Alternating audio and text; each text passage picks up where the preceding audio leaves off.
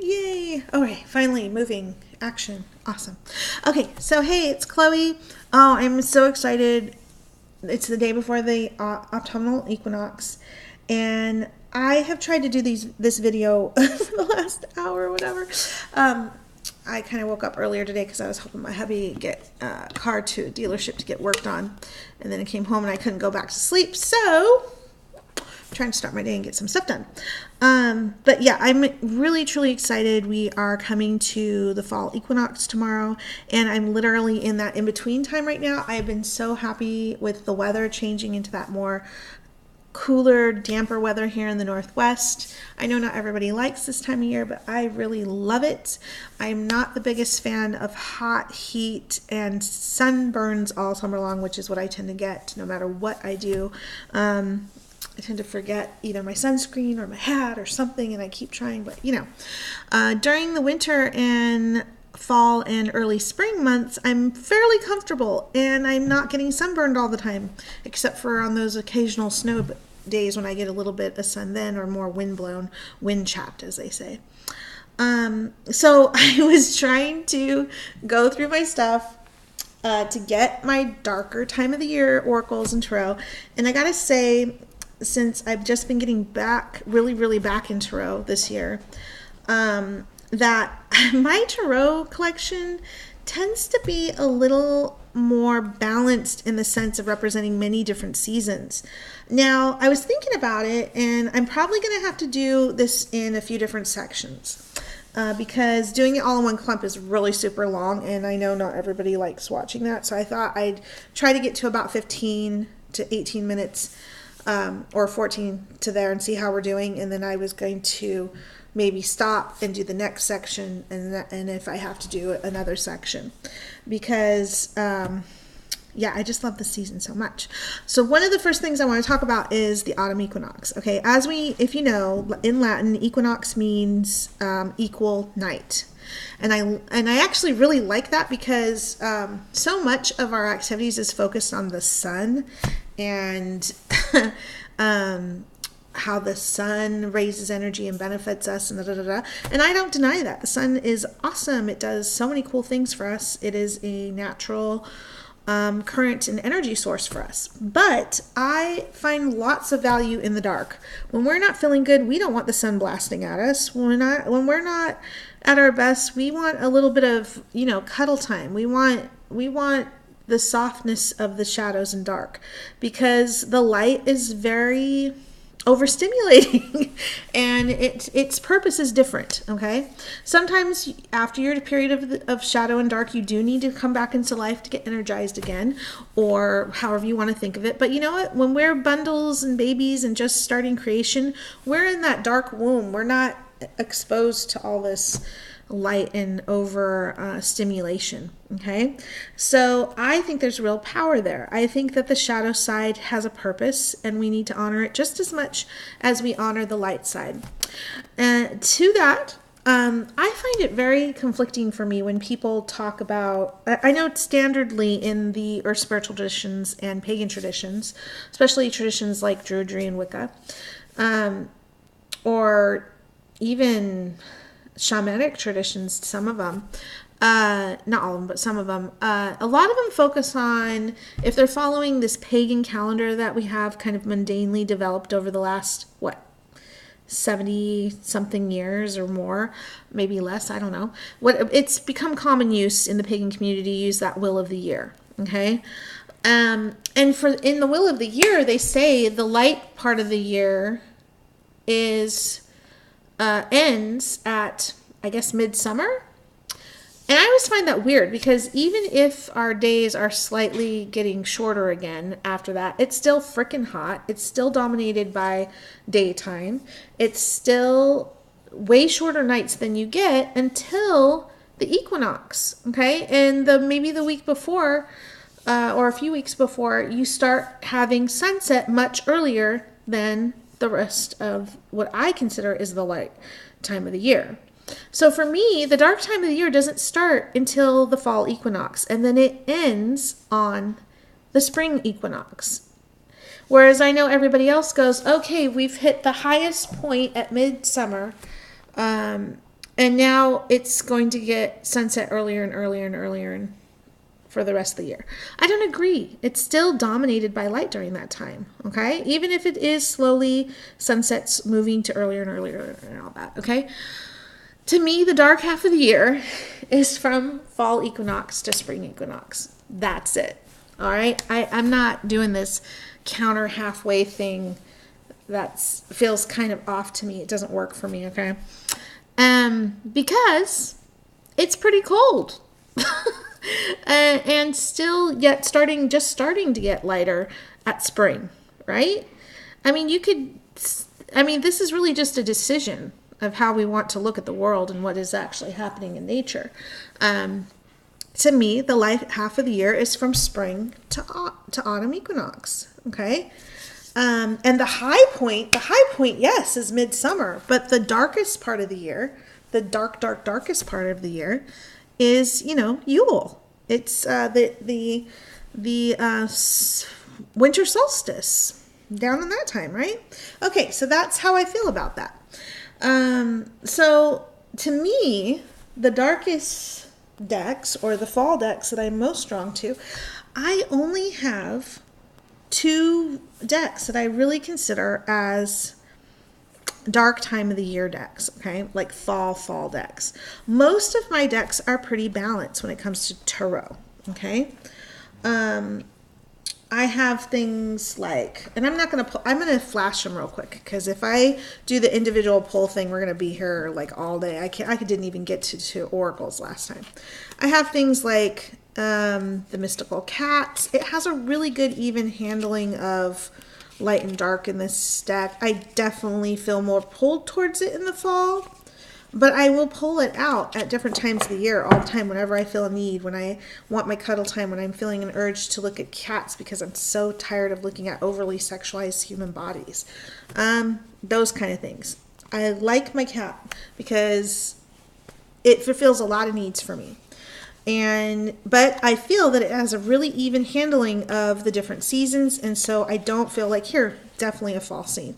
But there's some other scenes on here that really feel like summer, really feel like winter, really feel, so to me, it's not really a one season deck. Okay? So there you go. Although, definitely going to be spending a little bit more time with this one in the fall. And probably spring. I don't know about in the winter time. Don't know yet. Okay? Then one that I haven't really spent that much time with, but I really know that I need to. And I got this before I started doing trimming. And part of this is that it's the Druid Craft Tarot, okay? This is a really awesome deck. We all know this. It's gorgeous, but before I started trimming, this white border really drove me nuts. I couldn't even take time to look at this too long because it would irritate me. And plus, there were some renamed cards in here that I really was having a hard time remembering. But because I read intuitively, I tend to focus on the scene and what's happening in the action. And I'm sorry, I gotta actually look at this because there's some kind of sexual ones, which I know overall is not a big deal, but it shows some body parts that some may not be comfortable with. I love this death card, by the way. The symbolism in this card is actually really awesome. And my thing is if with this deck, I need to study the book and the cards. And at one point, this deck felt a little too large for me. But since I've been working with oracles on the larger side, I find some of the narrow decks, like the Astara Tarot, hard to shuffle. So I want to give this a chance. And when I was looking at it, I'm like, I kept thinking about this when I was trying to start collecting different oracles and stuff to show for fall. And so, yeah, I think I'm going to be finally studying this deck this fall. Which is going to be kind of hard because this is the time period where... Okay, and this was the Druid Craft Tarot, which I know some of you know very well. It's your favorite first pick deck. I totally get it. It's gorgeous. And I so want to trim it, but after my debacle with the, sorry, I'm trying to find, okay, so I have the Wildwood Tarot too. Again, I love Will Worthington. Druid Animal Oracle is like my favorite all-time deck. I use it year-round. If I can't figure out what I want to read with, I go directly to my Druid Animal Oracle because I can read anything and anybody with it. So I trimmed this and I edged it and it turned out horrible. Horrible. Absolutely. I wasn't used to using the color Sharpies, and they don't disperse ink the same way as the metallic ones. And so I have these blotchy edges that just, and I didn't cut this very well, unfortunately. And so I love this deck. I love the symbolism. I need to take more time studying the Will of the Year aspect of this deck. But this is Will Worthington, and the animals are gorgeous. The scenery totally works for me, and the meanings just flow for me. So even as much as I need to study the system, pulling it right out and using it was not a problem. But now that I've kind of slaughtered the look of this beautiful deck, I need to get another copy and fix it, or I may need to go over in like a metallic one and cover over all this ucky green trim that I tried to do, because I kind of felt like if I did metallic it wouldn't really match that well. But now that I've done it in a green and it looks so awful on the edges, I got to do something, or I just need to buy another one and try again. So this was one of those edging and trimming fails. But normally I would say this is awesome, and the size of this deck, actually, I don't find it, maybe it's the card stock, but I actually don't find this deck that hard to shuffle. I don't feel like I'm going to wreck it, although some of them were cut in a way that I'm afraid might catch. I tried to fix it, but yeah. Anyways, I need to try again, but this is the one I have for now. Yeah. So this was another one I started thinking about and really felt pulled towards. I only have one other, and then I will get into... Okay, so here's the Circle of Life Tarot. Honestly, there's definitely some in-between time, which is what I feel I'm in right now. We're heading into the equinox, which is, equal night and day, and in-between time.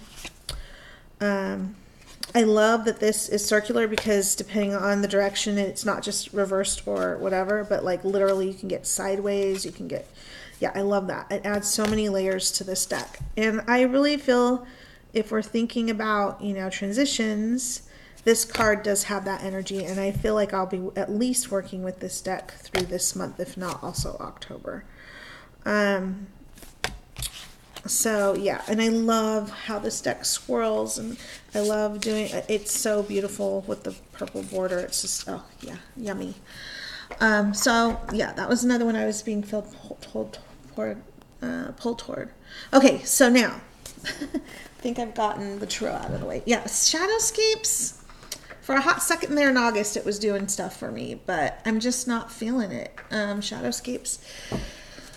I thought maybe I will, because again, I picked this one because I wanted a mermaid deck, and I really felt pulled for, and it's not just a mermaid deck, we all know that, but I really felt pulled towards this as kind of a fae deck, a mythic deck, alternative beasties and atmosphere, but also the mermaids. The mermaids called me so hardcore in the water, the cup suit. But the color and imagery is that kind of in between, that misty kind of dreamlike state, and that really appeals, but I didn't feel much pulled to it except for occasionally, and actually it was for specific clients that I felt pulled towards working with this deck. I love this tower with the trees on fire, and I think this is an awesome tower card. It's really cool. If any of you have this deck, it is gorgeous to the max, and the artwork, oh my gosh, they should do a larger printing of this so we can all enjoy the artwork much bigger. And again, since I am so used to larger decks, it would be very helpful for shuffling and stuff. Okay, so finally, what I feel are my two darker time of the year decks, in truth, are my Dreams of Gaia tarot. I did not feel any pull to work towards this deck, except for actually closer to more midwinter. And now I was like, oh, you know, my darker theme decks for fall are probably going to end up being the Dreams of Gaia and then the Beautiful Creatures. Last winter, I felt very much pulled to pour this out and start studying it because during my move, I got it and then I had, you know, all that stuff going on. So early, before spring and in the winter, I felt really pulled towards this deck. And now I feel pulled towards it again. So this is a dark time of the year deck. And this is a really internalized deck in the sense of viewing yourself, figuring out what's making you click, why things are, you know, if you're trying to improve upon things or work on your spiritual path or, you know, figure things out internally and other stuff. This deck is really good for that. And the dark time of the year is a really great time for exploring that nature. And again, like any deck, if I feel pulled for certain clients, I'll pull this out whenever. But I really feel more pulled towards this deck with its kind of darker backgrounds, despite its brighter colors in some ways. Yeah, that's just what I'm feeling. So this would be one of my true fall decks in Tarot. Okay, fall probably through the winter. We'll see about early, like late winter and early spring, but definitely one of my fall decks for sure. Dreams of Gaia. All right, and then I got this one this summer, and when I got it for a hot minute there, but the problem was I got it right near the time that I got the Astara Tarot. This is gorgeous, but it was so dark in tones that I just felt like I was reading with it the wrong time period. So I went ahead and put this aside for a bit, but I'm feeling very pulled to pull it out again. And I did a reading just the other day with it, and it was so spot on. I was like, okay, yeah, definitely a fall deck. Okay, so yeah, some of the pictures are, you know, lighter. Not that, I mean, it's all bold tones and flowers and stuff, right? But, and maybe summer sky. But so much of it, as with it being Jasmine Beckett Griffith, is a little darker in tone. And this themes really make me think about fall and the witchy stuff and the fantasy stuff and all that kind of cool stuff. Rich jewel tones. Yeah, I'm just loving it. So yeah, this will be my other fall deck. Jasmine Beckett Griffith and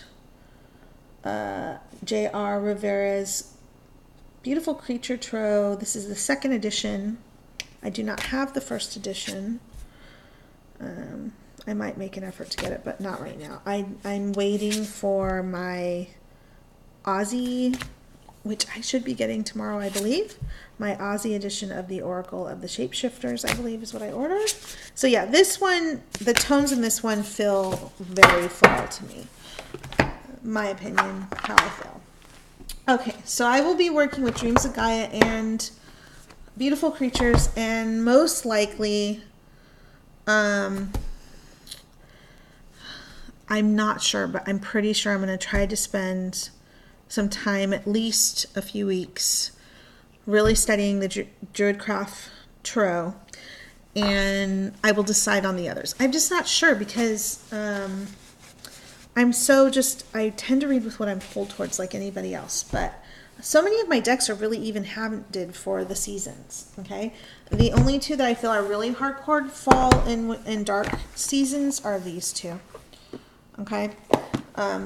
Beautiful Creatures and Dreams of Gaia. Okay, so I'm going to stop here, and then I'm going to show you the oracles, okay? See you in a few.